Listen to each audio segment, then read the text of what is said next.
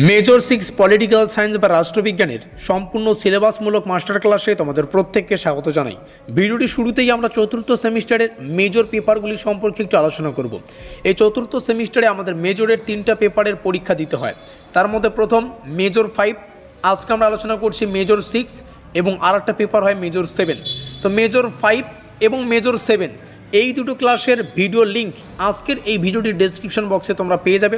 সেখান থেকে এই দুটো পেপারের সিলেবাসগুলো তোমরা ভিডিও দেখে একদম সুন্দর করে বুঝে নিতে পারো সিলেবাসে কী কী রয়েছে। আজকের আলোচ্য বিষয় মেজর 6 পলিটিক্যাল সায়েন্স এর সম্পূর্ণ সিলেবাস বাংলায় আলোচনা। সেই সঙ্গে ডেসক্রিপশন বক্সে তোমরা আমাদের হোয়াটসঅ্যাপ গ্রুপের লিঙ্ক পেয়ে যাবে। তো অবশ্যই হোয়াটসঅ্যাপ গ্রুপের লিঙ্কে ক্লিক করে আমাদের হোয়াটসঅ্যাপ গ্রুপে যুক্ত থাকো। সেমিস্টারের শুরু থেকে পরীক্ষা পর্যন্ত যত আপডেট, প্রত্যেকটা আপডেট কিন্তু আমরা সর্বপ্রথম আমাদের হোয়াটসঅ্যাপ গ্রুপেই আলোচনা করব। তো চলো দেখে নিচ্ছি মেজর 6 রাষ্ট্রবিজ্ঞানের সম্পূর্ণ সিলেবাসে কি রয়েছে। মেজর 6 রাষ্ট্রবিজ্ঞানের যে সিলেবাসের টাইটেল সেটা হচ্ছে পার্সপেক্টিভস অন পাবলিক অ্যাডমিনিস্ট্রেশন। এই সম্পূর্ণ সিলেবাসটা ইংলিশে প্রকাশিত। এই সিলেবাসটাকেই আমরা বাংলায় আলোচনা করব যাতে করে তোমাদের পড়তে এবং বুঝতে সুবিধা হয়। তো চলো এখান থেকে একটু অধ্যায়গুলোকে দেখে নেওয়া যাক।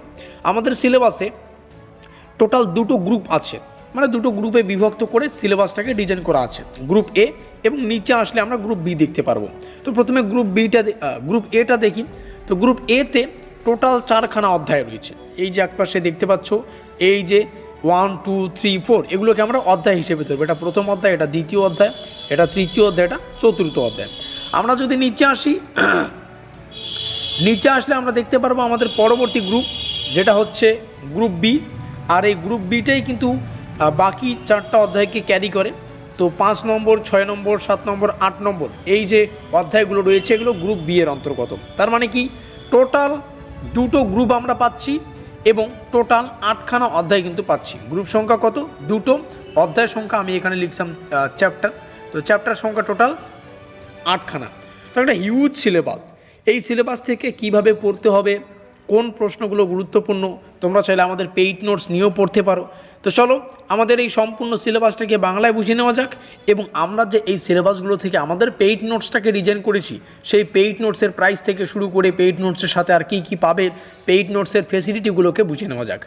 এই হলুদ কালারের মার্কিনযুক্ত এলাকায় আমরা আমাদের সম্পূর্ণ অফিসিয়াল ডিটেলসটাকে ফিল আপ করেছি, যেমন ইউনিভার্সিটির নাম, আমাদের সেমিস্টার, আমাদের সাবজেক্ট। আজকে আমাদের আলোচ্য বিষয় মেজর 6 পলিটিক্যাল সায়েন্স বা রাষ্ট্রবিজ্ঞান। এখানে মেজর 6 পলিটিক্যাল সায়েন্স বা রাষ্ট্রবিজ্ঞানের যে কোর্স সেটা লেখা রয়েছে। তারপরে আমাদের সিলেবাসের title perspectives on public administration, এটা আমাদের মেজর 6 মানে দ্বিতীয় পেপারের সিলেবাসের টাইটেল। এখানে তোমরা আমাদের অফিসিয়াল ইউটিউব চ্যানেলের নাম দেখতে পাচ্ছ, এখানে অফিসিয়াল যোগাযোগ নম্বর দেখতে পাচ্ছ। প্রয়োজনে অপ্রয়োজনে এখানে কন্ট্যাক্ট করে তোমরা তোমাদের ডাউট জানাতে পারো। আমরা যতদূর পারি তোমাদের সাহায্য করার চেষ্টা করব। আজকে সিলেবাস আলোচনা করছি তাই সিলেবাস লেখা রয়েছে এবং সিলেবাসটা ডাউনলোড করতে পারবে যদি আমাদের হোয়াটসঅ্যাপ গ্রুপে থেকে থাকো। বাংলা পিডিএফ মানে বাংলা ভার্সন যেটা আমি ডিজাইন করেছি স্পেশালি সুন্দর সহজ সরল ভাষায়, যাতে করে তোমাদের বুঝতে অসুবিধা না হয়, ঠিক আছে? তার জন্যই এই বাংলা ভাষার যে পিডিএফটা সেটা ডাউনলোড করতে পারবে যদি হোয়াটসঅ্যাপ গ্রুপে যুক্ত থাকো। লিঙ্ক ইন আজকের এই ভিডিও ডেসক্রিপশন বক্স। আমাদের সিলেবাসের টোটাল দুটো গ্রুপ আছে যেমনটা আমরা জানি, গ্রুপ এ এবং গ্রুপ বি। গ্রুপ এতে 4টা অধ্যায়, গ্রুপ বিতে 4টা অধ্যায়। ভিডিওটিতে আমরা কিভাবে ডিজাইন করব, গ্রুপ এ প্রথমে 4টা অধ্যায় দেখে নেব, তারপরে মাঝখানে আমরা আমাদের পেইড নোটসের ডিটেলসটাকে দেখে নেব, ঠিক আছে? আজকে যা শুনবে তাই কিন্তু পেইড নোটসে পাবে। তো যারা নোটপত্র নেওয়ার কথা চিন্তা ভাবনা করছো অবশ্যই এই পার্টটা লক্ষ্য করবে। তার মানে গ্রুপ এ এই 4টা অধ্যায় আলোচনা করার পরে আমরা পেইড নোটস আলোচনা করার পরে গ্রুপ বিতে প্রবেশ করে যে বাকি 4খানা অধ্যায় সেগুলো দেখে নেব। চলো গ্রুপ এ দেখে নিচ্ছি। তো গ্রুপ এ লোক প্রশাসনের তান্ত্রিক ভিত্তি। এখানে এই লোক প্রশাসনের তান্ত্রিক ভিত্তিটাকে 4টা অধ্যায়ে ডিজাইন করা আছে। তার মধ্যে প্রথম অধ্যায় একটি শাস্ত্র হিসেবে লোক প্রশাসন বা লোক প্রশাসন। যেমন লোক প্রশাসন প্রথমেই পড়তে হচ্ছে এর অর্থ বা ধারণা, ঠিক আছে? এই দুটো ডিটেলসে পড়তে হচ্ছে। পরিধি, বিবর্তন মানে পরিধি, প্রকৃতি, তারপরে গুরুত্ব।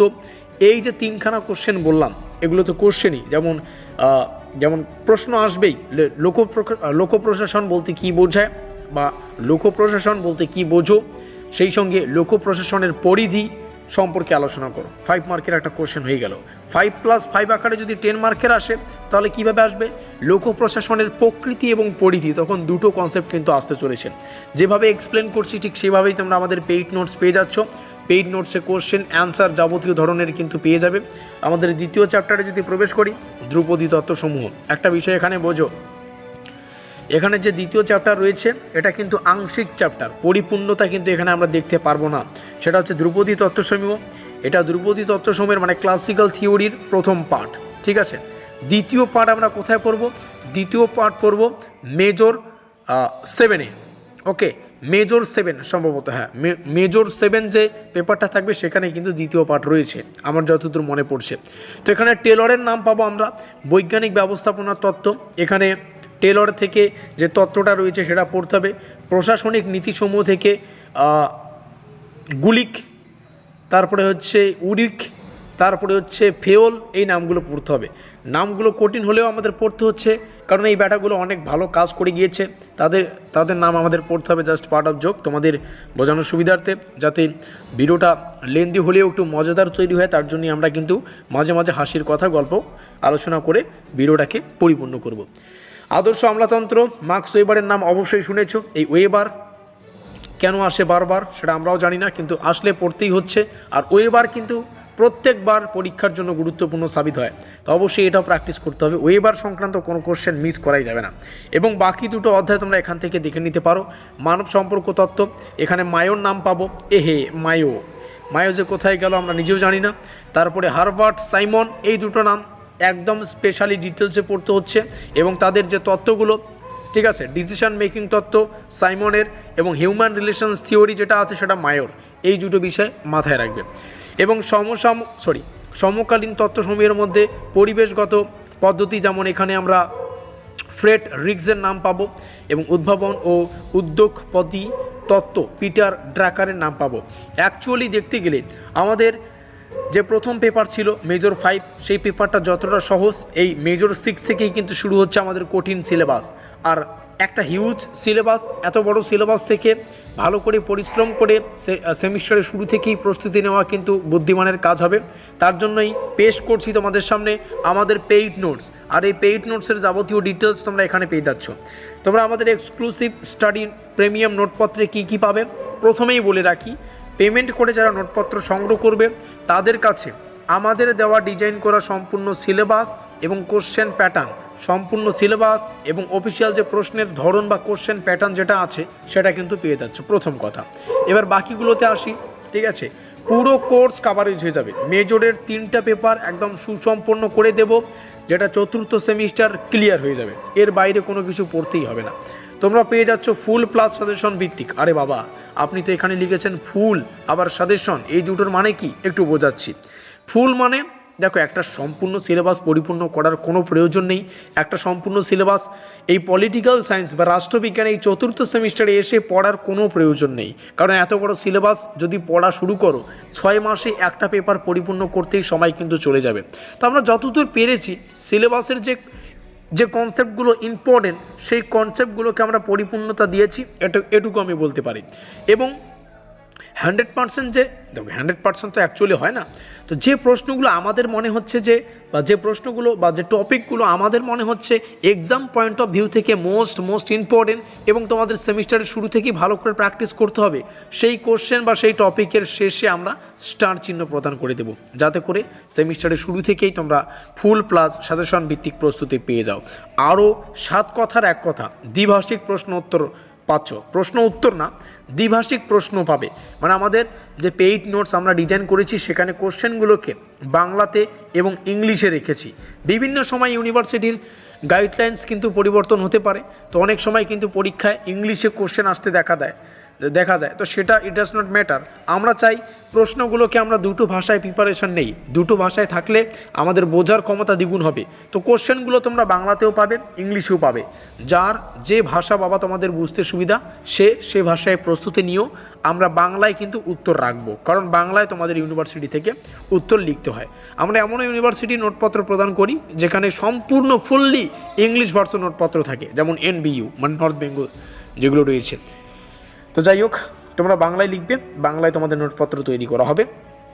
নোটপত্রগুলো পাবে তোমরা হোয়াটসঅ্যাপে পিডিএফ আকারে, যদিও তোমরা পেয়ে যাচ্ছ অধ্যায় ভিত্তিক সাজেশন। আমরা যতদূর পেরেছি একদম অধ্যায় ভিত্তিক পিডিএফ তৈরি করার চেষ্টা করেছি। যেমন গ্রুপ এতে টোটাল কটা অধ্যায় আমরা দেখলাম? 4টা অধ্যায়। তো প্রথম 2টো চ্যাপ্টারের জন্য একটা পিডিএফ, পরবর্তী 2টো চ্যাপ্টারের জন্য একটা পিডিএফ। তার মানে কি, গ্রুপ এ থেকে তোমরা টোটাল 2টো পিডিএফ পেয়ে যাচ্ছ। তো যাই হোক, তোমরা যখন নোটপত্র নেবে তখন তো আরও ডিটেলসে তোমাদের জানিয়ে দেওয়া হবে। তো এই রইল আমাদের প্রাইস ডিটেলস।